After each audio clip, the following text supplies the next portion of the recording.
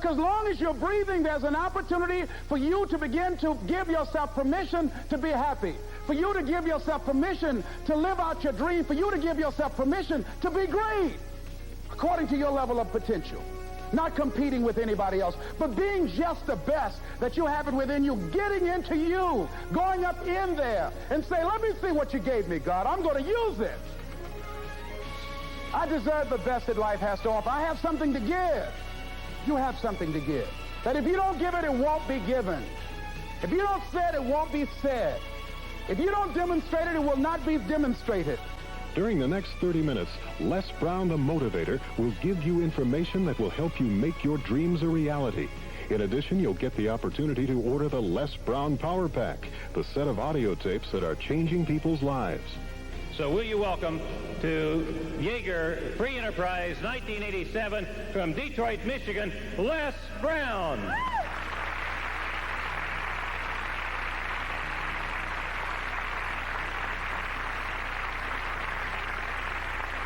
Shake someone's hand on your right and left and say, you've got something special. Let's do that right quickly, please.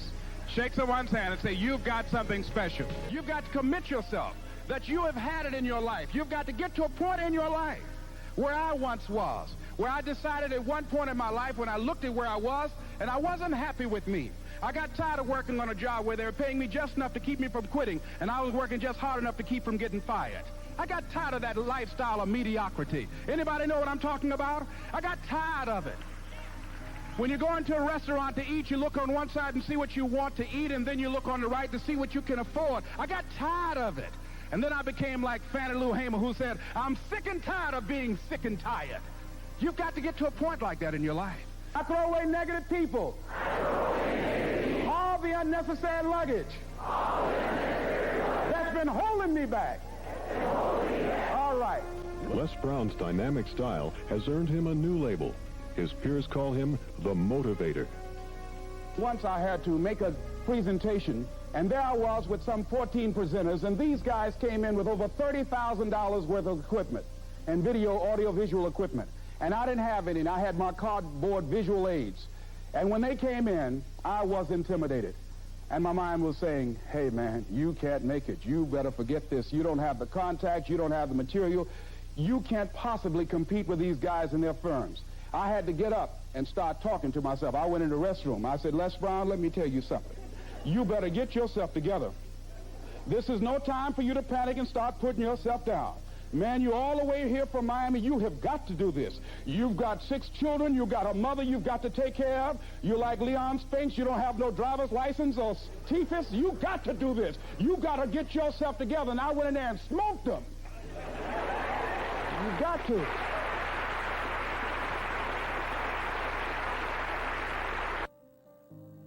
Something out of life, you've got to be hungry. Hungry. You've got to want it to the extent that you can taste it, that you can feel it, that you can see it when nobody else can see it. And there's no reason for you to believe it. You've got to be willing to hang in there. Many of us allow our fear of failure to outweigh our desire to succeed. That's why I said it's hard living. It's hard beginning to manifest your personal greatness. You have to make a conscious, deliberate, determined effort to go up in there and find out what you have within you. And when you're manifesting your personal greatness, you don't know where that can go. You don't know where that can lead to. Then there's something that you want once you work on yourself and you set a goal for yourself. Don't worry about how it's going to happen. How it's going to happen is none of your business. Just do the best you can and leave the rest to a power greater than yourself. I heard a woman once arguing with my mother and telling her that she was such a fool to adopt my brother and sister and I when she was 38. Very beautiful, attractive woman. Never had any children herself, and she wanted us. And after that lady left, I came into the room and I said, Mama, I was 6 years old. I said, I promise you 3 things, Mama, when I become a big boy. I said, number 1, I am going to make you very proud of me. And I've done that. Number 2, I'm going to buy you a home. And I did that some 6 or 7 years ago. And 3, I'm going to become rich and famous. And I'm working on that now. The reason I talk about my mother so much in my presentations is I feel like Abraham Lincoln, who said, all that I am and all that I ever hope to be I owe to my mother. My mother adopted my brother and sister and I when we were babies.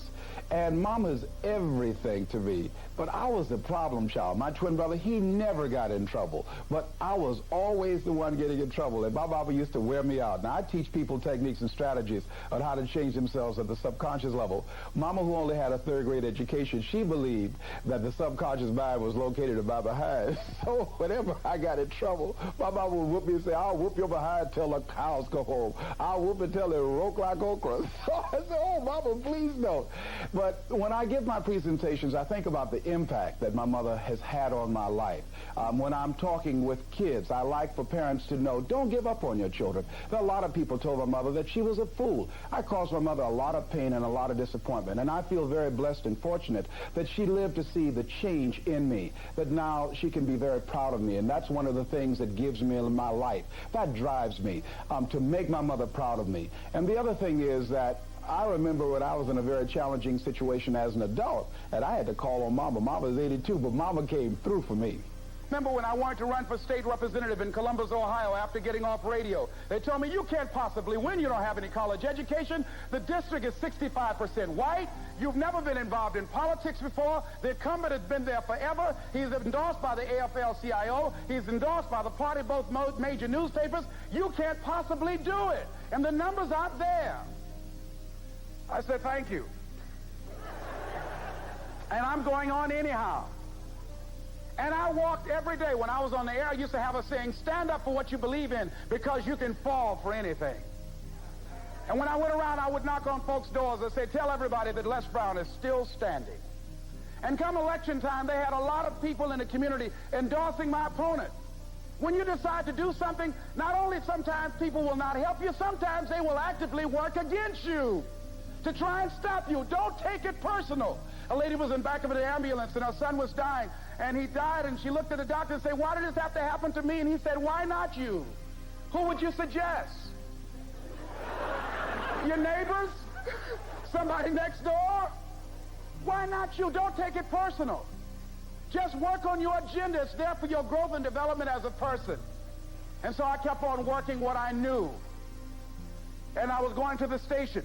I didn't know what I was going to do with the $735 that I had to buy advertising, and my opponent had over $14,000. And I remember I used to talk about my mother on the air, and I had only like 4 to 5 days left. My opponent had been on the air for about a month. And then the thought came to me, when you decide to do something, don't worry about how it's going to happen for you. When you believe in it, when you make the commitment, Disraeli said, nothing can resist the will of a people that will stake even their existence on the extent of their purpose for good. When you start thinking about something you want, when you make the commitment, all hell will break loose. But if you stand still by your convictions, all the help, all the support, all the ideas that you need to make it happen will come to you. And a thought came, said, let's call your mama.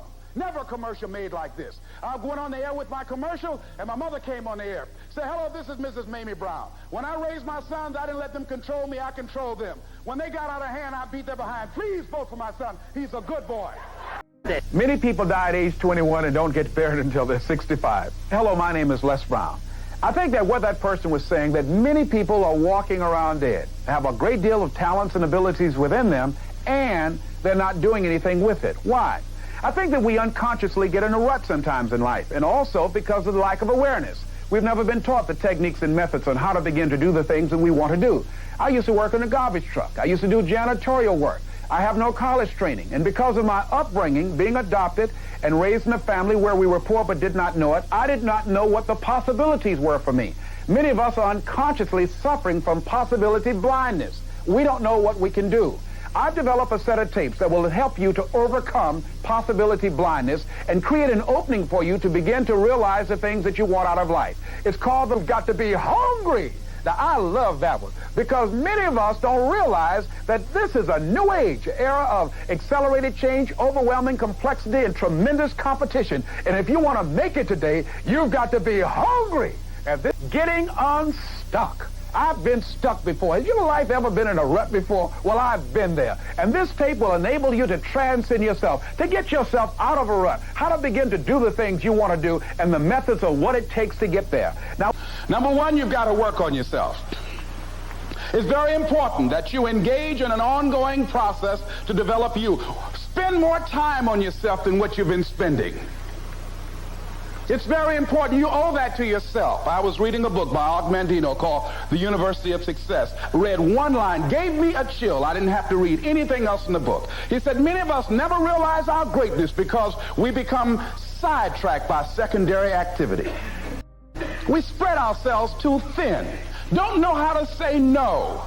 And we find ourselves doing all kinds of things and never ever have time to do those things that we need to do to work on ourselves. And then there goes a second. There goes another second. There goes another second. And we can't stop and hold time. And before you know it, you wake up one day and you're behind in your dreams and your bills.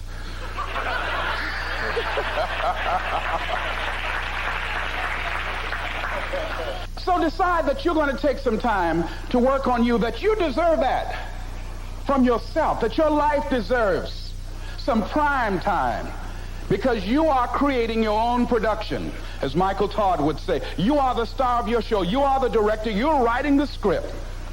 And you will determine whether your life is a smash office hit or flop.